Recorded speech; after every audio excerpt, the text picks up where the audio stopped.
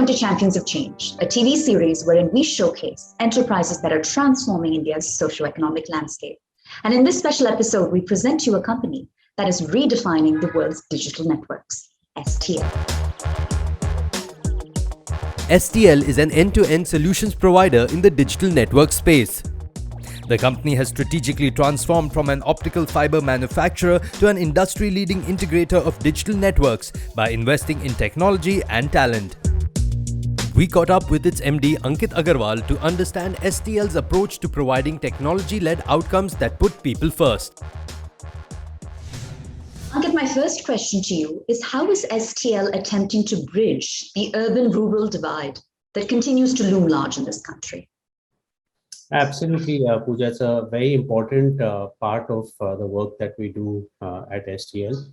Essentially, today in the country, you still have over 400, 500 million citizens who still have either very poor connectivity or no connectivity at all. And clearly, one part of this is how do we bring 4G even faster and quicker to every rural part of the country.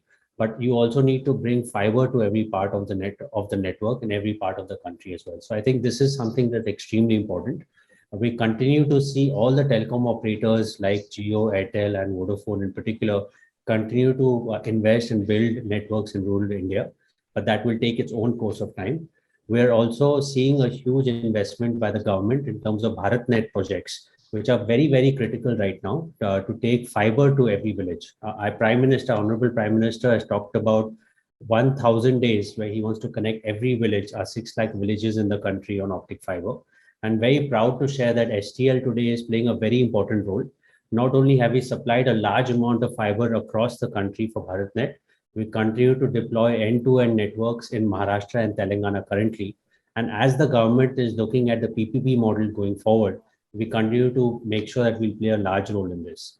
Now, the reason for doing all this and to bridge the digital divide is essentially because we believe that you cannot take a school, you cannot take a high quality hospital, and you cannot take end-to-end communication experiences to every village. And so the only way to do that is through the broadband connectivity. And through that, then you can have access to the best teachers, not only in India, but globally, similarly to the best doctors in telemedicine, etc.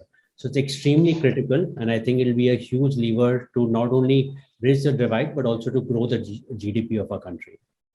Phenomenal. And building on that, Ankit, perhaps you could help us better understand the inroads that STL has made in the country's most rural and remote corridors. Absolutely. So the way we've thought about this is that not only is the connectivity important, which definitely I'll touch on, it's equally important to look at what is the impact that this connectivity will provide. And I think that's something that we've deeply thought about and we've executed on. So as I said, on the first phase, we've looked at what is the broadband and the network that's required. Historically, what we've seen is whenever fiber networks were built out, they were only built and they would only last for 6 to 7 years. So we've looked at our own innovations, our own technologies, and we're very proud to share that the way now STL is deploying the fiber network, the networks will last between 20 to 25 years. So I think that's one part to really look at the network from a long-term perspective. The second part to look at it is that the network will require to be both wired and wireless. It'll be extremely important that made in India solutions are provided at the right cost point and the right efficiency. So while we've done a lot of innovation on the fiber and the connectivity, we're also building our own made in India 5G solutions. And so that's something that we're very proud of. We've just launched our small cell solutions, indoor small cell solutions as well. And we've partnered with Facebook as part of the Even Star program to build out and also then deploy 5G solutions, both on Wi-Fi as well as macro. So these are some of the things that we are looking to do. One part that I touched on earlier in terms of impact, there I can share with you, we're very proud to have launched our solution, which we call STL Garv.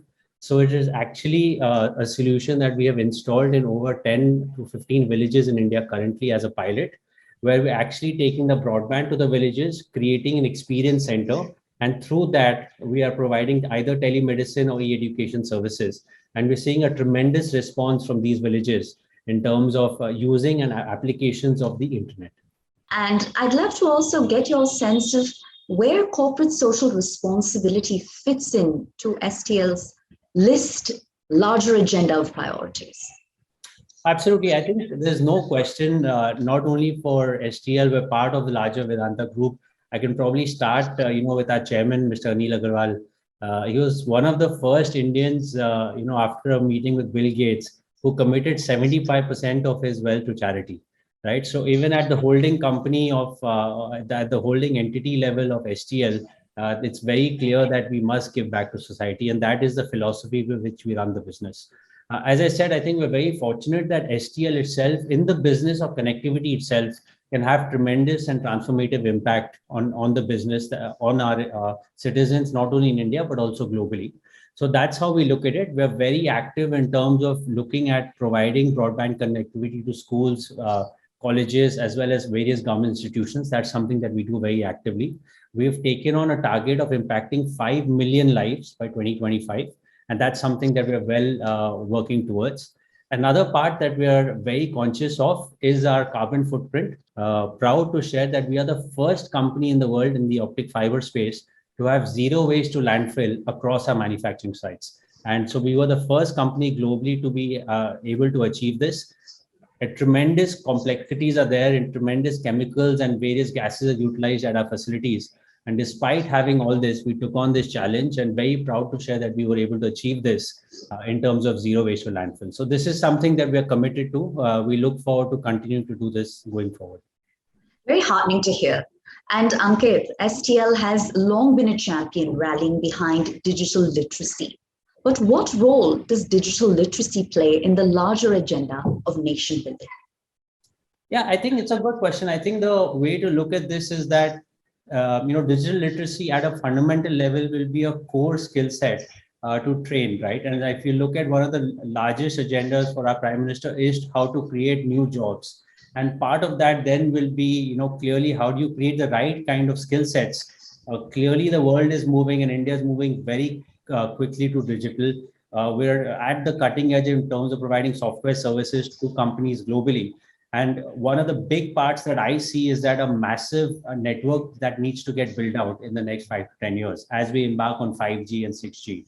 So what STL is doing in this space is we've created our own academy, very similar to, say, a Cisco certification.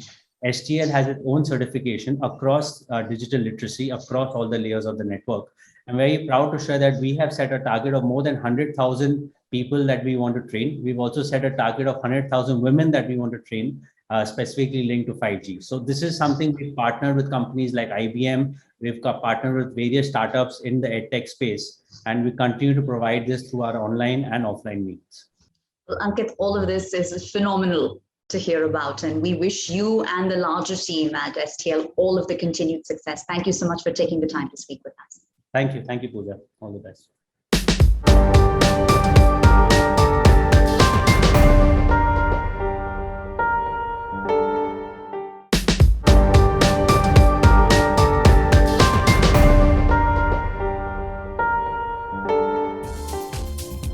Welcome back to the Economic Times Champions of Change, a special TV series.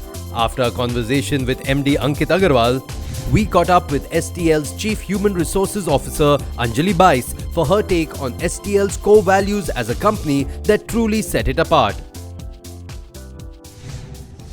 Now, Anjali, STL seems to have become an advocate of sorts for spearheading progressive changes in corporate culture. How so? Because all of this is, of course, easier said than done. Progressive culture is for sure, but I think equally important is to make it meaningful to changing context. And for us at STL, building a stellar culture is really about building an energized and empowered workforce where people are able to bring themselves, their whole selves, to work, being who they are and being able to perform at their best potential. So what we've been doing is we're inspired by Ikigai's concept of the flow.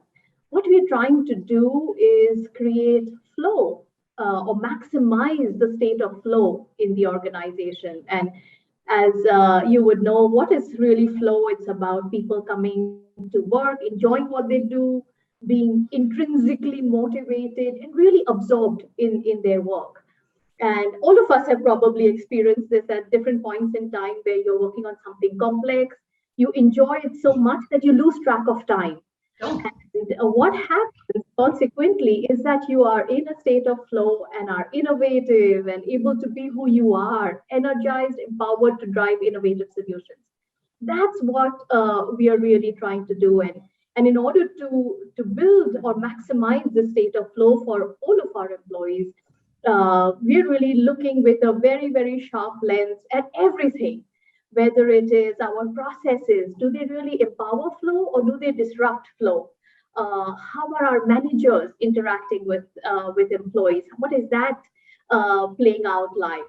And of course, the fulcrum on which all of this rests is our set of 4 values, keeping it simple. Of course, that creates higher flow. Having a hunger to learn, so maximizing the opportunity for people to experiment, try different things, pick up new skills. Delivering on our promises is the third one. And last but not the least, respect and empathy. Respecting diverse views, different people from different nationalities coming to work together, having different approaches.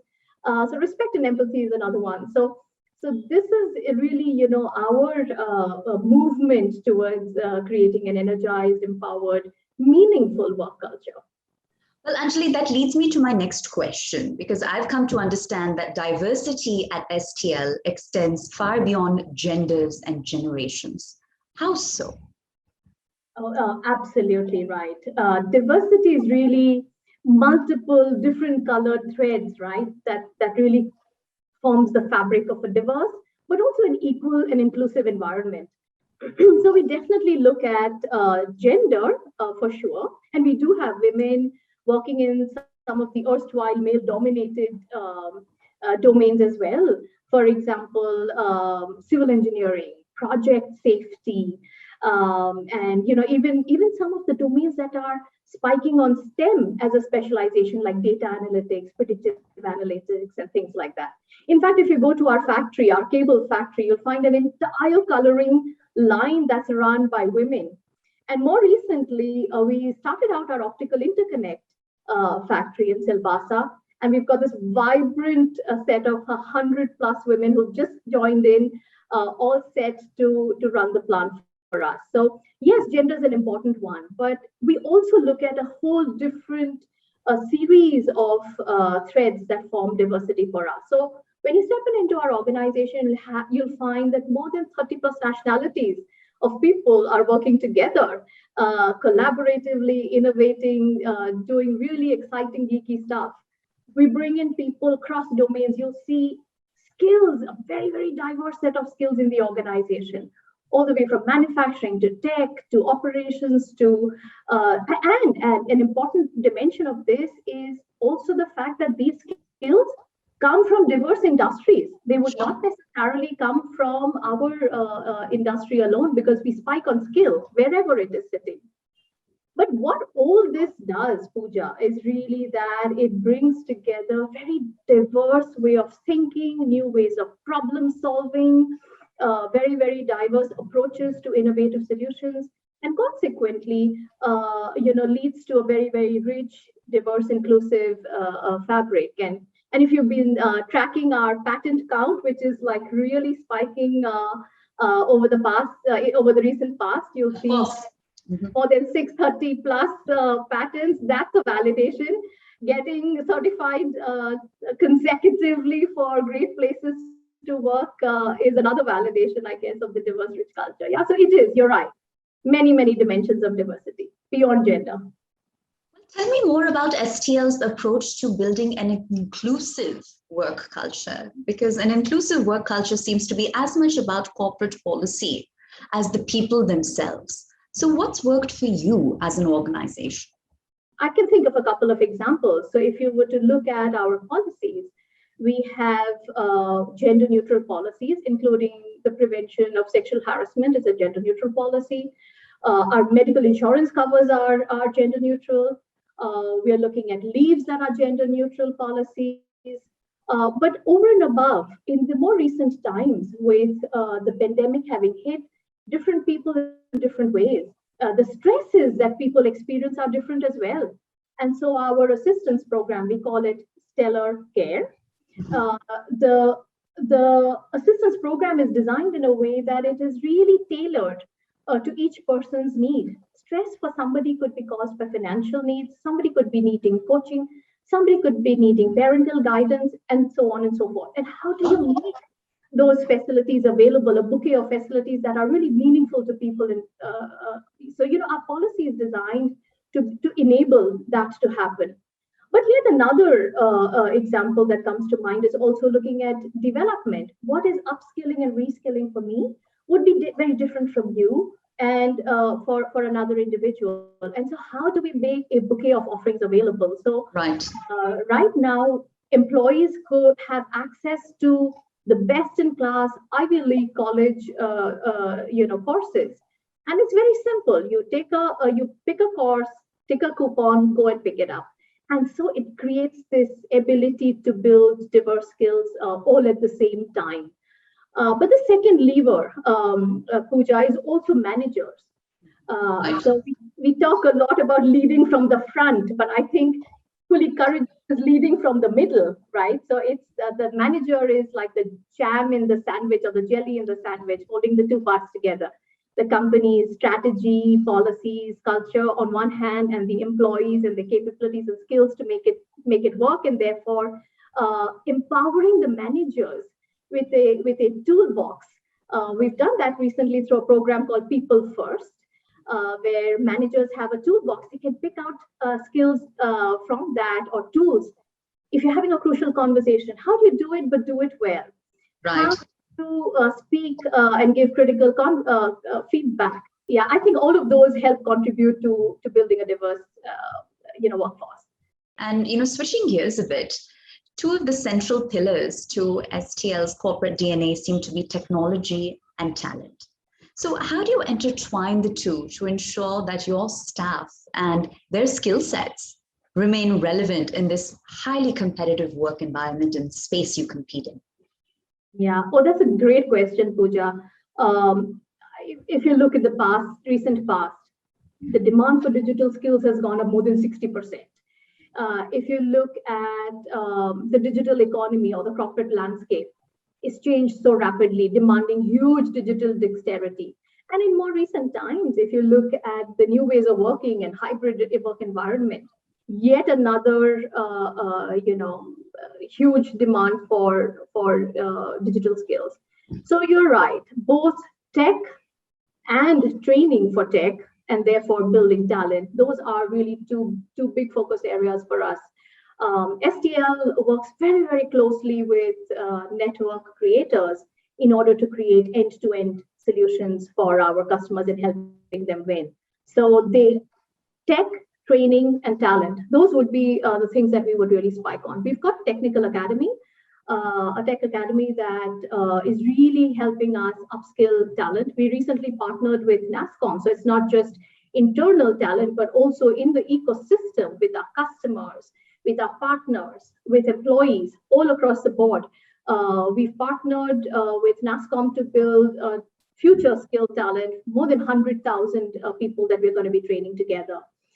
In-house, we have a program called TechWise, where you can get snackable tech training programs that ensures everybody is at the same page and has technical capabilities, whatever is relevant to your skill and your domain.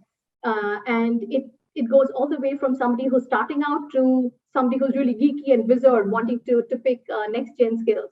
But we've also done more recently, this program that we launched called 5G Empower.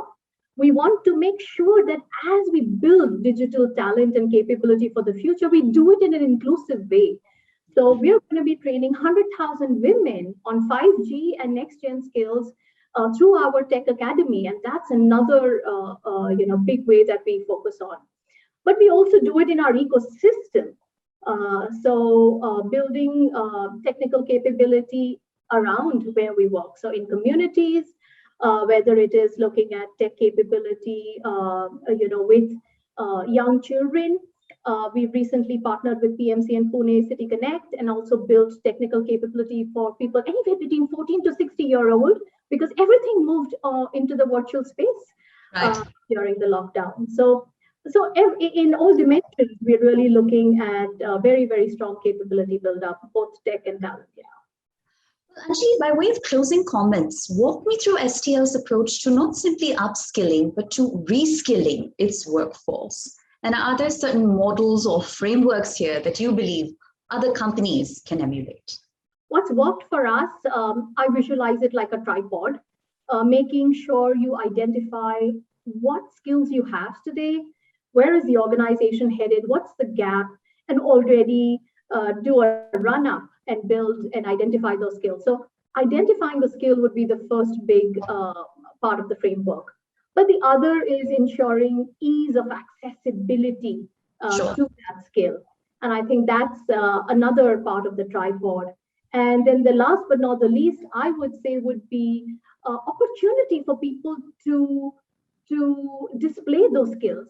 I think that's a very, very critical, because you could have access and identify those skills, but if you're not training them, but also not providing an opportunity for people to display them, then the knowledge is lost. So what's really worked for us is making sure we identify the skill well in advance, have a strong tech capability, build up machines through our tech academy that provides access to it, and then lots of opportunities for employees through big campaigns that we run. Wincubate is an innovation hub that we have. We have tons of ACTA programs that allow people to innovate. So just looking at application or opportunity to apply is another very critical third leg of the tripod, I would say. So I'd keep the framework very simple that way.